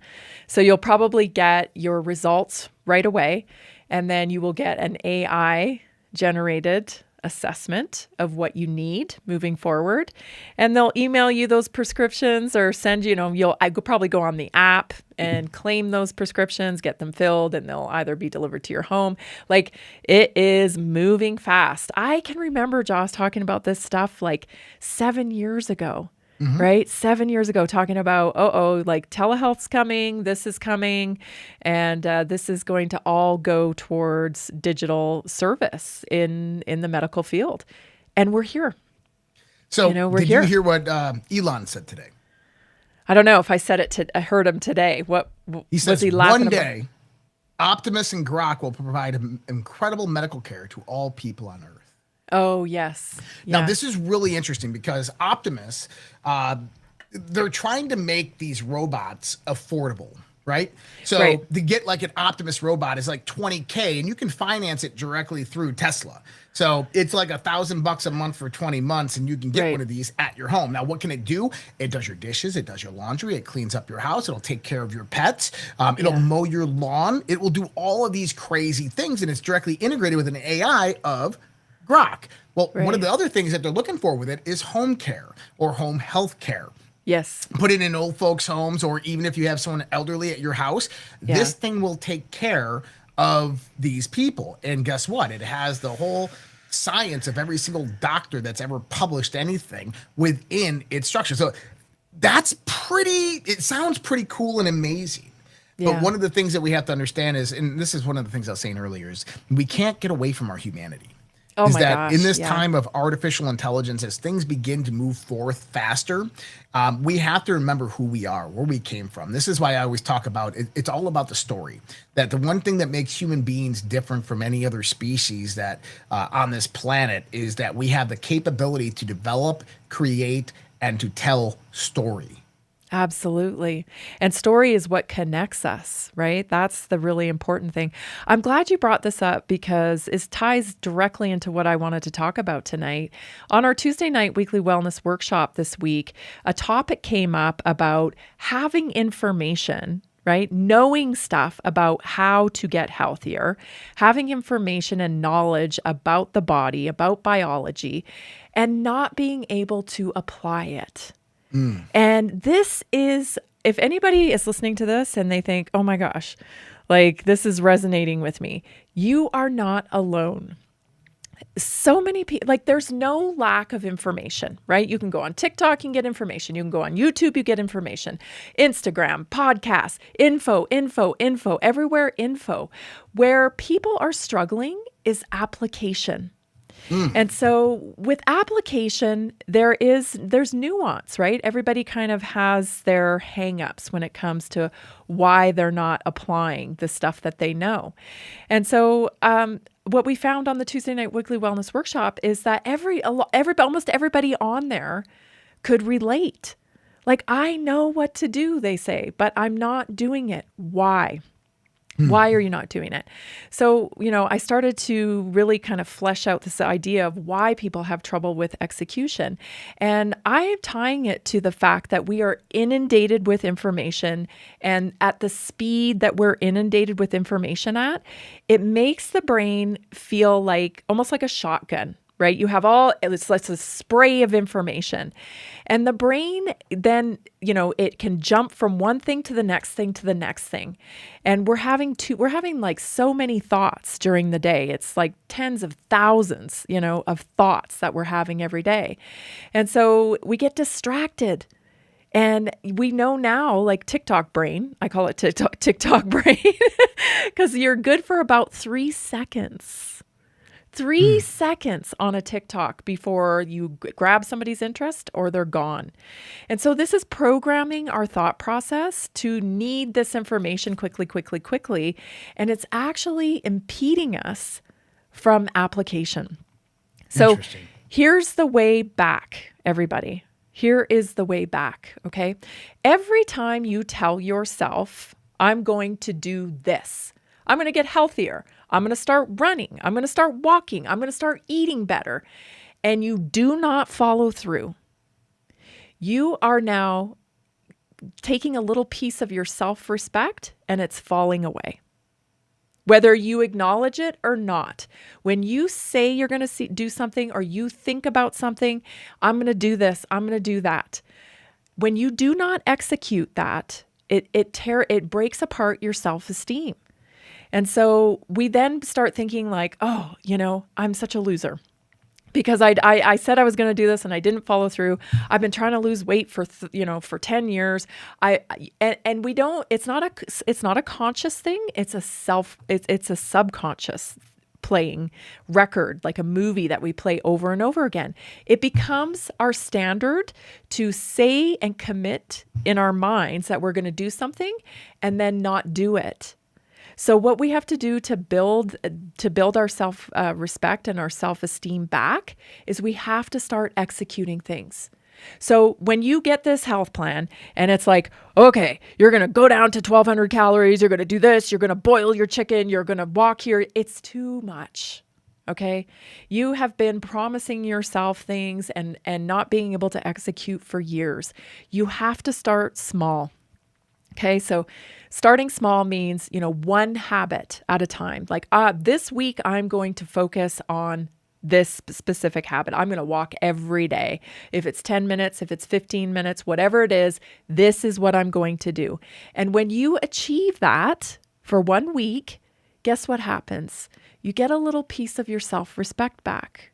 Okay, and you've now followed through on the promises to yourself, and that is contagious. Oh, I did this. Now you start telling your friends, I went for a walk every day this week. I feel so much better. My back's not as sore. And then it's like, oh, well, what else can I do? So then the next, it's habit stacking. And every time you keep those promises to yourself, you get a little bit more confident and you trust yourself more and you want to do more. Getting healthy is a transformation process. It's not just about, taking on a new protocol, getting this new thing or getting that new thing. We've been tricked into that before with the allopathic model. They promise you weight loss with things like Ozempic or Wegovy. They promise you weight loss with gastric bypass surgery. You're skipping the work, everybody. And when you skip the work, that's the transformation process. You have to build through the transformation process to become the person that you need to be in order to enjoy optimum health. And I'm sorry, I know I'm not for everybody. And the reason why I'm not for everybody is because I don't tell everybody that there's a quick fix. There simply is not. If there was, I would be telling you about it. Rest assured, I'd be telling you about it. There's no quick fix. There are tools. There are tools that you can use to help you. They're motivating. They amplify your results, but you cannot outrun a bad diet. You cannot outrun bad habits. You can't. It's not possible. But you can get what you need in order to achieve optimum health, but it's not going to come through more information. Okay. Most of you have a basis of information. I know because I talk to a lot of people. They know, oh, I know I'm not supposed to be eating that or I'm not supposed to be doing this. But I'm human. I'm human. So, you know, I do it. And, you know, it's like this dirty little secret. But the truth is you got to get really dedicated and committed. Really, that's all you need. You need to be committed. Okay. You've got to commit and you've got to be consistent. So I will jump in. Yeah. And I'm going to say this. I agree with you wholeheartedly. The thing is with people, it is habit, behavior, mindset, distraction, right? Yeah. All of those things fit into this glove because, you know, the biggest problem in our life is the repetition of the things that we do in the part of our life that is comfortable. Because when we become comfortable, we become lazy of doing anything outside of that. One of the things I do is I create situations for myself that have to be remedied or I'm screwed.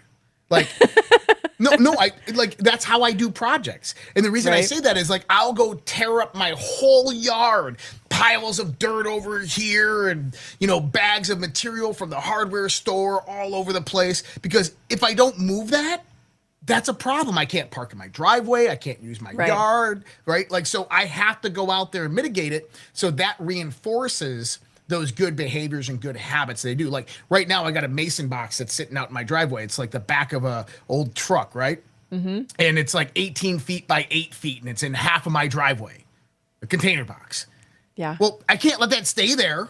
I got to do something with it. And so I got all this stuff coming in and I'm going to build it out. I'm going to make it my studio. I'm going to put it in my backyard. So tomorrow it's going in my backyard. I got the gravel coming in. I'm going to lay it all down. I got the blocks and everything. I'm going to put it over there. And so when that's set up there, then I'm going to frame out the outside. We're going to make a falsetto roof on it. And then I'm framing out the inside. I got things that are happening there. And I'm going to have an electricity ran out there. You know, it's one of those things that I create a situation to where I need to do this or there's going to be problems in my life. Sure. And instead of the situation to where if I don't do this, it doesn't bring any problems. And that's the small things that actually we don't realize that over time, those things actually build, those small things into problems in our life. But these are more of our health and our mental health and all these things. And so, you know, we have to have a methodology to where we see progress and rewards. And this is how healthy, structured habits and behaviors are actually created within our life. Sure. So, you have to have systems. The problem with you know, your health, like that works great for you with projects, but with your health, it could be life-threatening.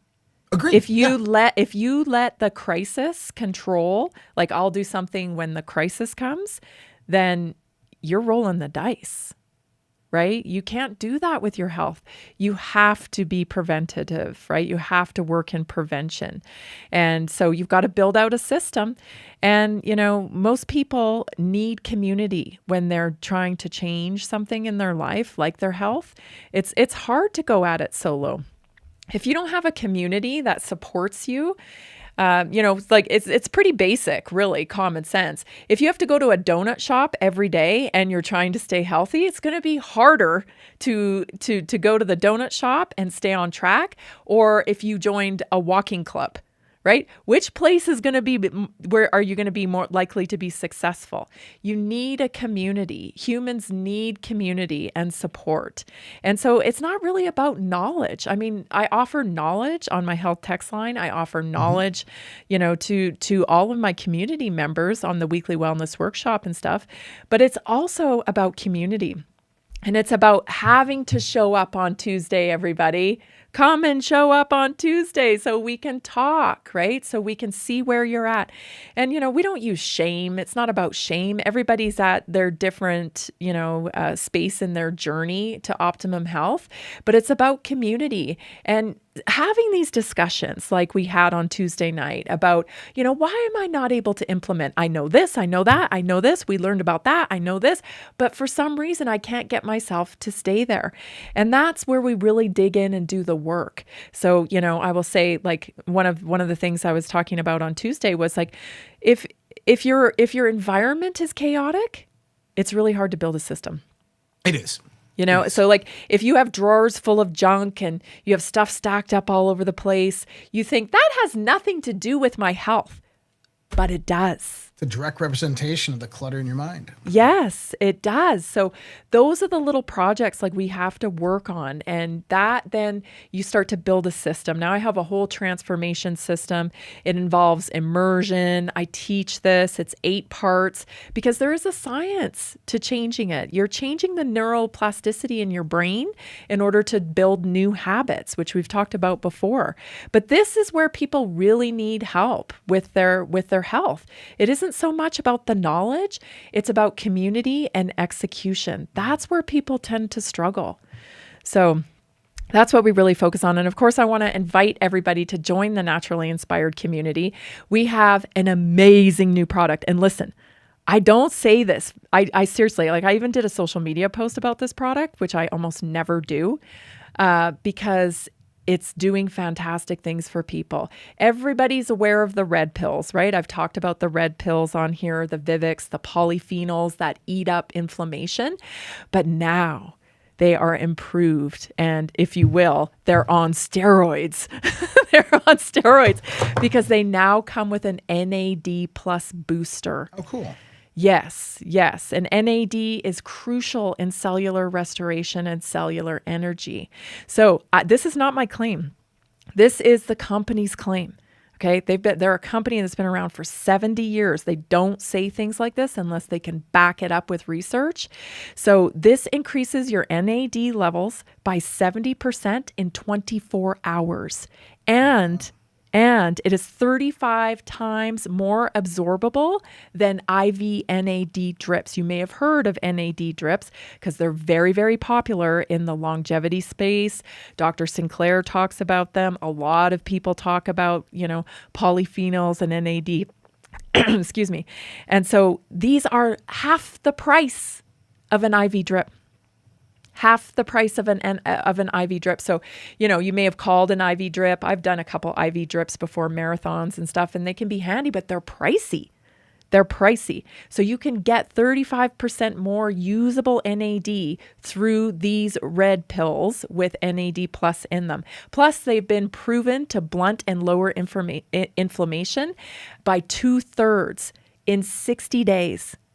In 60 days. So they're saying this study proves, and this is the whopper of it, it rolls back your biological age by 8 years, cellular, at the cellular level. So this is amazing stuff, and I'm really excited. I've only been on it 2 weeks, but here's what I've noticed. I work out pretty hard. I lift a lot of weights. I throw hay bales around. I mean, walking around my property, I get, probably 15 to 20,000 steps a day because I'm out there all day long. And so I have noticed as I'm getting a little bit older that when I wake up in the morning, I'm a little stiffer in the morning. The bottoms of my feet kind of hurt a little bit, and it takes me a little while to get going. Since I've been taking these for 2 weeks, that has cut down by half. And there are some days where I don't have any stiffness when I wake up at all. So just the switch, just the switch from the polyphenols to add the NAD plus has helped me do that. So I want to invite everybody to grab the NAD plus Vivix, okay? And when you make a purchase, of course, you get to book a free assessment with me. So we can sit down and I can introduce you to the community. You don't have to be scared. It's not going to be crazy. You get to eat good food. I provide recipes, support, my health text line. There's so many people in this community that have benefited from Naturally Inspired, and they're getting the results they really love now. So it's so exciting to see people change.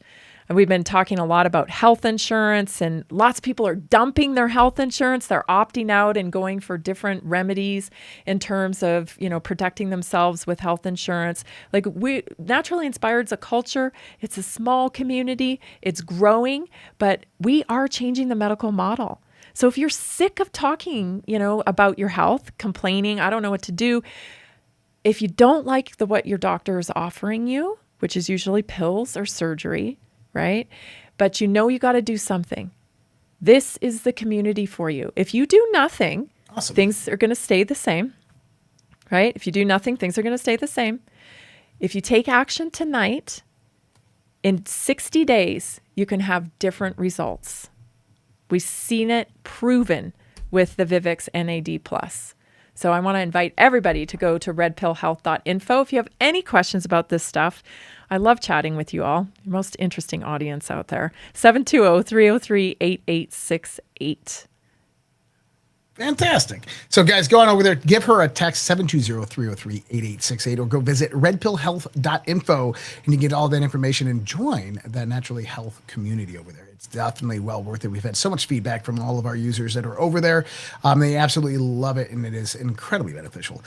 Tammy, I appreciate you coming on with us. We're going to see you next week. I got to jump over to the OG show here. So for everybody out there who is wondering, I'll be setting that up. So if you're on the channels right now, just stay on those channels because that's where it's going to be coming at. On Rumble, the show will be set up here in just a few minutes, so you'll be able to see that. So I appreciate Tammy, I appreciate you. Appreciate everybody out there in the audience. Thanks, guys, for all the rants, the thumbs up. Don't forget to hit that thumbs up on Rumble. Guys, last Saturday, you guys ranked me number 3 on the leaderboard. So I just want you to know that once you give those thumbs up, we get ranked higher on the leaderboard. So keep it up. I appreciate you guys. Thank you so much. Much love, respect. God bless. Take care. Have a great night. And we'll see you guys next time. Take care. Thanks, everybody. Thanks, Josh.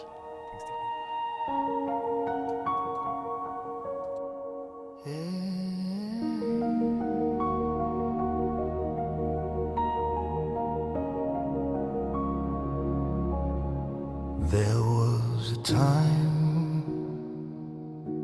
when our children stood tall, hand on their hearts, one voice for all. There was a time when honor had weight, when the flag was a symbol, not a debate. There was a time when our history was known, with pride in the rules that made us our own. There was a time, respect for the brave, for those who bled, for the lives they gave. Now the homeland burns to silent war. Truth is twisted, we can't ignore.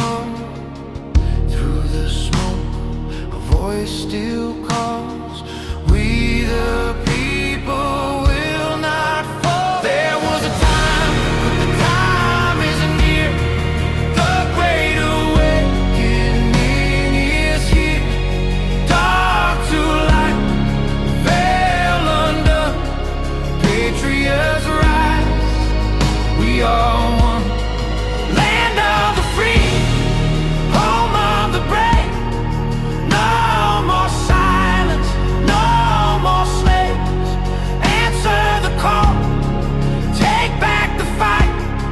Children of freedom, stand for the light.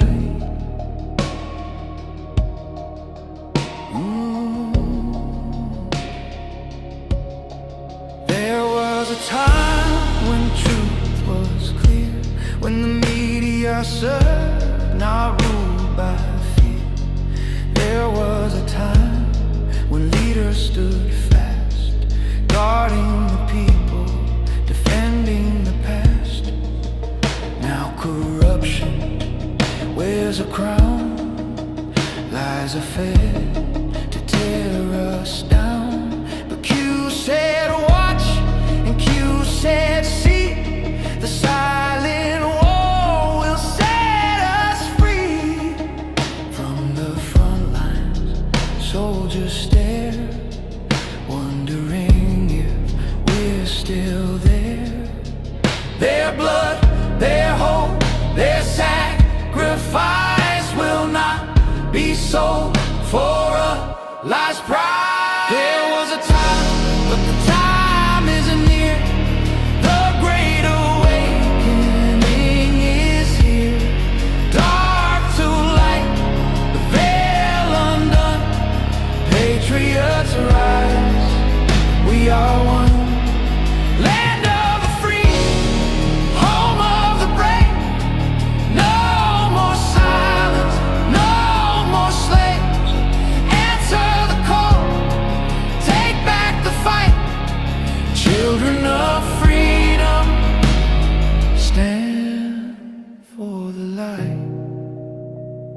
freedom is never more than one generation away from extinction. It must be fought for, protected, and handed on. Or we will spend our sunset years telling our children what it was once like in the United States where men were free. There was a time is near, the great awakening is here. Dark to light, veil undone, patriots rise, we are one. Land of the free, home of the brave, no more silence, no more slaves. Answer the call, take back the fight.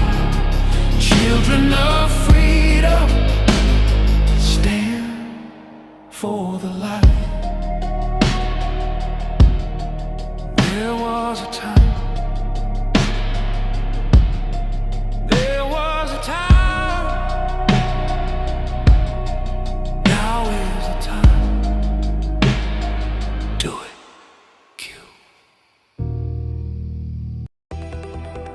I don't have to tell you things are bad. Everybody knows things are bad. The air is unfit to breathe, and our food is unfit to eat. I don't know what to do about the depression and the inflation. I want you to get mad. I have come here to chew bubblegum and kick ass. And I'm all out of bubblegum. People should not be afraid of their governments. Governments should be afraid of their people. The more you fuck around, the more you're going to find out. These people are still a part of that system, and that makes them our enemy. We accept the reality of the world with which we're presented. It's as simple as that. I want you to get up right now and go to the window, open it, and stick your head out and yell, I'm as mad as hell, and I'm not going to take this anymore!